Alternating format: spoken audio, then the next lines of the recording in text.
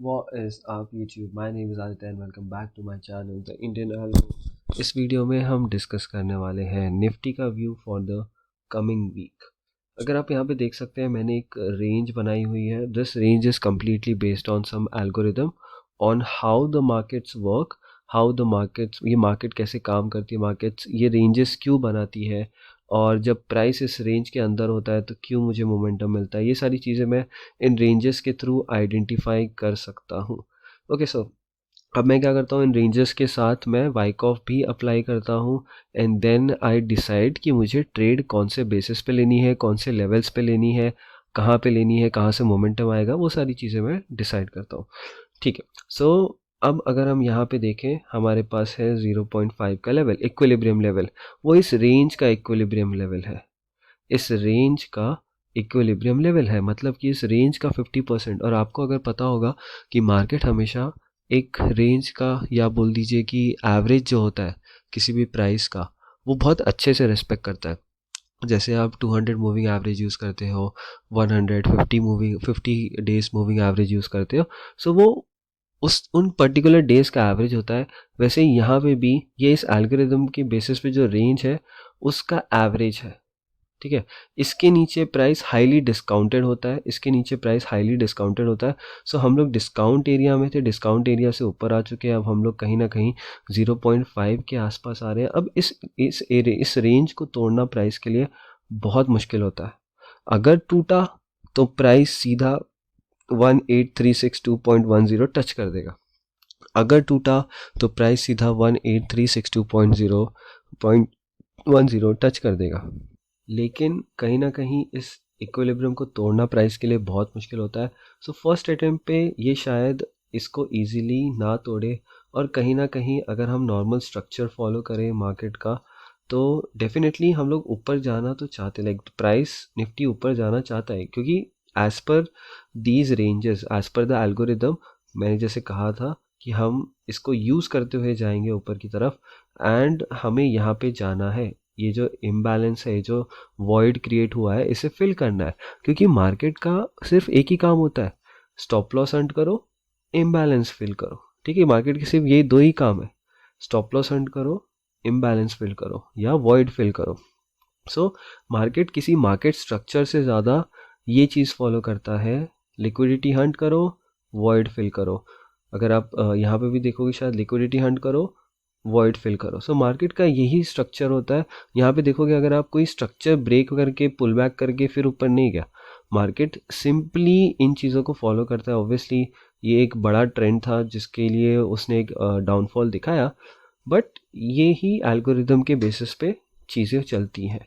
अब क्या हुआ, यहाँ पे जब हम आए, यहाँ पे जब हम आते हैं तो कहीं ना कहीं हम लोग एक बेरिशनेस देख सकते हैं। ठीक है, बेरिशनेस हम लोग को पिछले दिन में दिखेगी। यहाँ पे अगर आप देखोगे यहाँ पे थोड़ी सी बेरिशनेस है, कहीं ना कहीं प्राइस ने मोमेंटम लूज़ किया है। ठीक है, अब जैसे ही प्राइस ने मोमेंटम लूज़ किया, एक रेजिस्टेंस बना दिया। अब देखो अब क्या होगा ना, मार्केट क्या करेंगी, बहुत सिंपल है गाइस। मार्केट क्या करता है, यहाँ से इन्होंने प्राइस उठाया ऊपर, अब उनकी बारी आएगी मोमेंटम को लूज़ करने की। क्योंकि अभी इस पॉइंट ऑफ टाइम में सब लोग एंटर कर रहे हैं ट्रेड को, ये पॉइंट ऑफ टाइम में सब लोग ट्रेड को एंटर करने की कोशिश कर रहे हैं। लेकिन प्राइस क्या करेगा, एक हाई दिखाएगा और यहाँ पे तुम्हें मोमेंटम भी नहीं देगा, मोमेंटम भी नहीं देगा। क्यों? क्योंकि अब उनकी बारी आ चुकी है प्रॉफिट बुक करने की। सो जैसे ही प्राइस ऊपर जाएगा वो लोग वहाँ से सेल कर देंगे, प्राइस नीचे गिरेगा। प्राइस वापस ऊपर जाएगा, वो लोग वहाँ से सेल कर देंगे, प्राइस नीचे गिरेगा। सॉरी, प्राइस वापस ऊपर जाएगा और फिर यहाँ से इन दो लेवल से कहीं ना कहीं हम लोग को एक बड़ा फॉल दिख सकता है नीचे की तरफ, जो कि कहीं ना कहीं इस लेवल या इस लेवल तक आ सकता है। क्यों? क्योंकि ये हमारा साइन ऑफ स्ट्रेंथ है। हम लोग का स्प्रिंग के बाद अब हमें साइन ऑफ स्ट्रेंथ मिला, और बहुत ही रेयरली ऐसा होता है कि साइन ऑफ स्ट्रेंथ के साथ साथ प्राइस ऊपर भाग जाए। बहुत ही रेयरली ऐसा होता है कि साइन ऑफ स्ट्रेंथ के साथ साथ प्राइस ऊपर भाग जाए। तो अब हम क्या करेंगे, अब हम इस पॉइंट पे आने के बाद डेफिनेटली प्राइस का फॉल होने का वेट करेंगे। तो मैं बाइंग भी कर सकता हूँ, यहाँ पे मैं सेलिंग भी कर सकता हूँ। लेवल्स है मेरी 17496.05, और जैसे ही प्राइस 17,650 को तोड़ता है और थोड़ी देर भी सस्टेन करता है, जैसे समझिए कोई नया दिन है, ट्रेडिंग का कोई नया दिन है और प्राइस यहाँ पे सस्टेन कर रहा है, तो बहुत ही हाई चांस है कि प्राइस ऊपर जाएगा और सीधा हमें टारगेट मिलेगा 18,200 के करीब।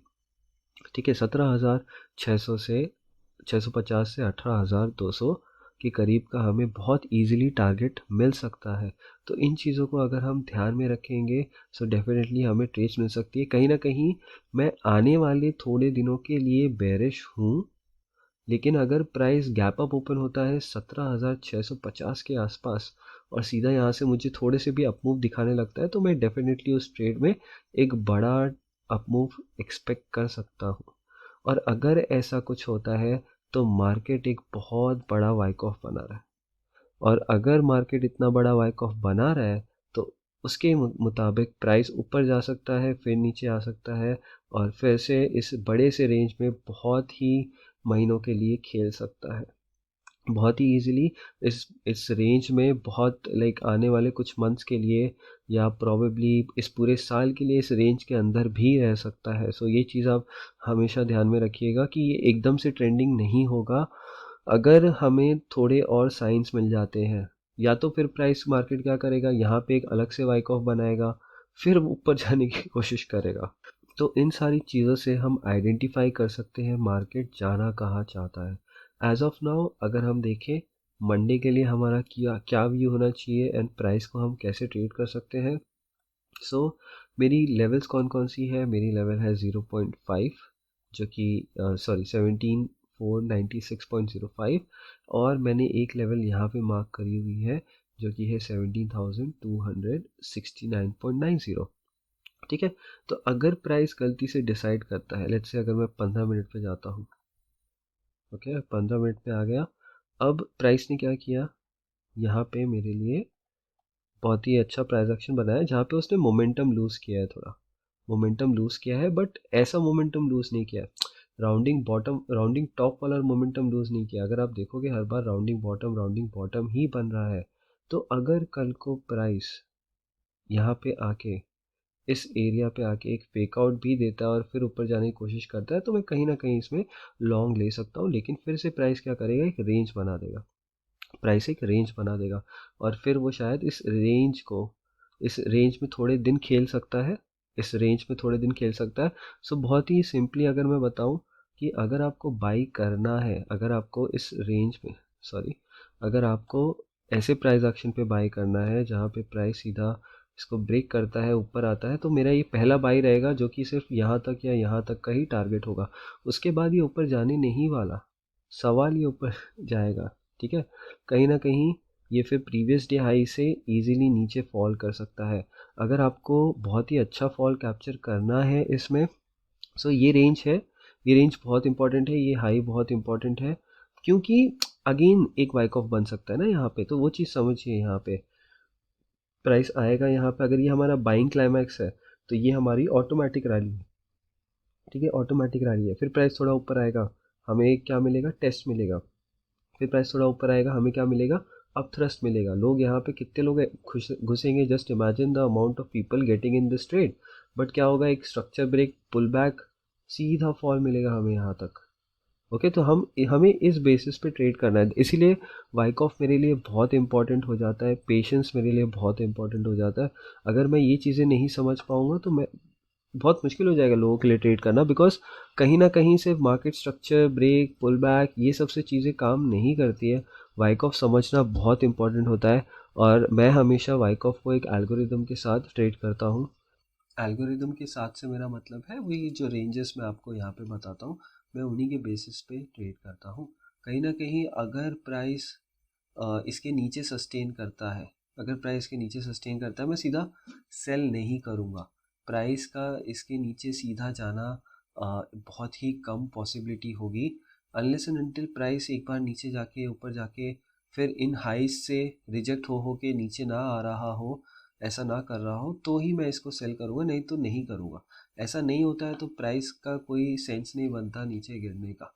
ठीक है, सो हमारा बायस अभी के लिए थोड़ा बुलिश रहेगा, क्योंकि कहीं ना कहीं मैं चाहता हूँ प्राइस इन लेवल्स तक पहुँचे, फिर हमें कोई ट्रेड मिले। ठीक है, तो अगर प्राइस सीधा इन हाइस के ऊपर निकलने की कोशिश करता है या इस हाई के ऊपर सस्टेन करता है, प्रीवियस डे हाई के ऊपर सस्टेन करता है, तो कहीं ना कहीं हमारे पास एक ट्रेड हमें यहाँ पे मिल सकती है। कहीं ना कहीं अगर प्राइस सीधा इन लेवल्स के ऊपर, ठीक है, अगर एक देखिए डिपेंड करता है वो ओपनिंग कैसे होती है। अगर एक ओपनिंग ऐसी होती है, अगर आप यहाँ पे देखोगे इसकी कैंडल रेंजेस कितनी छोटी थी, तभी कैंडल ये दिन इतना ट्रेंडिंग था। अगर इसकी रेंज इतनी बड़ी हो जाएगी तो सवाल ही ऊपर जाने वाला है। बहुत ही कम चांसेस है कि ये मोमेंटम के साथ ऊपर जाएगा, बहुत ही कम चांसेस है।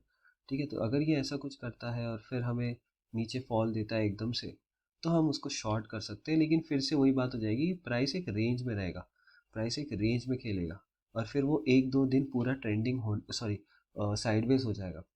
तो हमें वो सारी चीज़ें हमेशा ध्यान में रखनी है। तो अगर मैं लॉन्ग जाना भी चाहूँगा तो ये मैं कोशिश करूँगा कि मैं एक छोटी कैंडल्स का ब्रेकआउट देखूँ, फिर एक दो कैंडल देखूँ और उसके बाद ही मैं यहाँ पे लॉन्ग की कोशिश करूँ। उसके अलावा जब हम इस लेवल पे आ जाते हैं, जब हम इस लेवल पे आ जाते हैं, सॉरी सॉरी, सो 17,500 पकड़ लीजिए। तो 17,500 अगर आप यहाँ पे देखेंगे, सो हमारे पास ये इतनी सारी लिक्विडिटी अभी बची हुई है, ये हाई बचा हुआ है और हमारे पास ये गैप भी हमें फिल करना है। सो कहीं ना कहीं अगर 50 बाई चांस, लेट्स से बहुत ही हाई चांसेस होते हैं गाइस, प्राइस इसके इधर गैप अप ओपन होगा, ठीक है, या तो सीधा एक बेरिश कैंडल बनाएगा इस लेवल पे और सीधा फॉल कर जाएगा, तो मैं वो शॉट ले लूँगा पहली कैंडल पे ही, पहली कैंडल पे ही मैं वो सेल ले लूँगा। या फिर लेट्स से अगर प्राइस यहाँ पे पिन बार बनाता है और बुलिशनेस दिखाता है, तो मैं यहाँ पे पहली कैंडल पे बाई कर लूँगा, मैं यहाँ पे पहली कैंडल पे बाई कर लूँगा। यहाँ पे आप देखिए तुम्हारा व्यू मैटर नहीं करता है, व्यू हमेशा होना चाहिए, लेकिन अगर तुम्हें ट्रेड लेनी है तो कहीं ना कहीं तुम्हें पैसे कमाने हैं, तो तुम्हें दोनों तरफ चलना पड़ेगा, बाई भी करते रहना होगा, सेल भी करते रहना होगा।